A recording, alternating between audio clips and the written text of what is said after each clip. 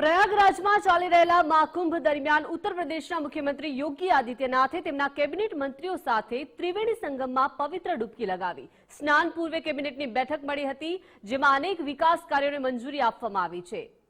એસસીઆરની જેમ પ્રયાગરાજ અને ચિત્રકૂટનો વિકાસ કરવામાં આવશે। પ્રયાગરાજ, વિંધ્યાચલ અને કાશીને નવો એક્સપ્રેસ વે મળશે, તો પ્રયાગરાજમાં 4 લેન બ્રિજ બનાવવામાં આવશે। હાથરસ, કાસગંજ અને બાગપતમાં નવી મેડિકલ કોલેજ ખોલવાની પણ જાહેરાત કરવામાં આવી છે।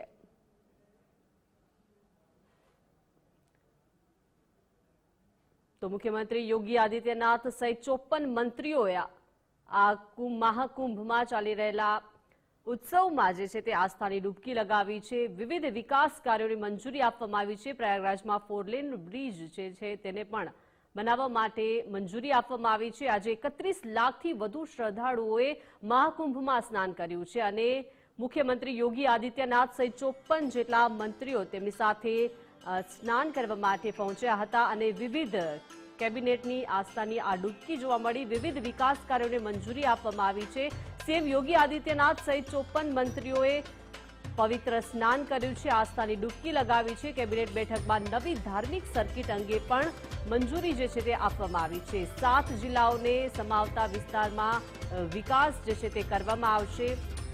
તો જોઈ શકાય છે એસસીઆરની જેમ પ્રયાગરાજ, ચિત્રકૂટનો પણ હવે વિકાસ જે છે તે કરવામાં આવશે। પ્રયાગરાજ, વિંધ્યાચલ, કાશીને નવો એક્સપ્રેસ વે પણ મળશે।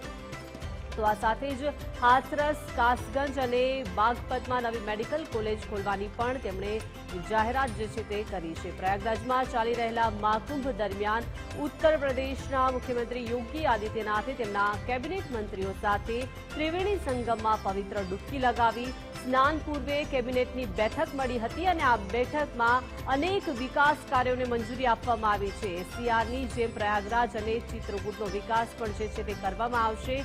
તો પ્રયાગરાજ, વિંધ્યાચલ અને કાશીને નવો એક્સપ્રેસ વે મળશે। પ્રયાગરાજમાં 4 લેન બ્રિજ પણ બનાવવામાં આવશે। તો આ સાથે જ નવી મેડિકલ કોલેજ ખોલવાની પણ જાહેરાત જે છે તે કરવામાં આવી છે।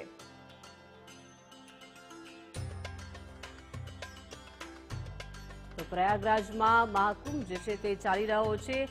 આજે જે છે તે 31 લાખથી વધુ શ્રદ્ધાળુઓ આ પ્રયાગરાજમાં ઉમટ્યા હતા અને ઉત્તર પ્રદેશના મુખ્યમંત્રી યોગી આદિત્યનાથ સહિત 54 મંત્રીઓ આસ્થાની ડૂબકી લગાવી અને હવે 27માં વિક્ટરી માટેના પ્લાનનો તખતો પણ તૈયાર કરવામાં આવ્યો છે। અત્યાર સુધીમાં 9.24 કરોડ શ્રદ્ધાળુઓ આ મહાકુંભમાં પહોંચ્યા છે અને આસ્થા સાથે મોટી સંખ્યામાં રોજેરોજ શ્રદ્ધાળુઓ પહોંચી રહ્યા છે અને હવે સીએમ યોગી આદિત્યનાથ સહિત 54 મંત્રીઓએ પણ અહીંયા સ્નાન કર્યું છે।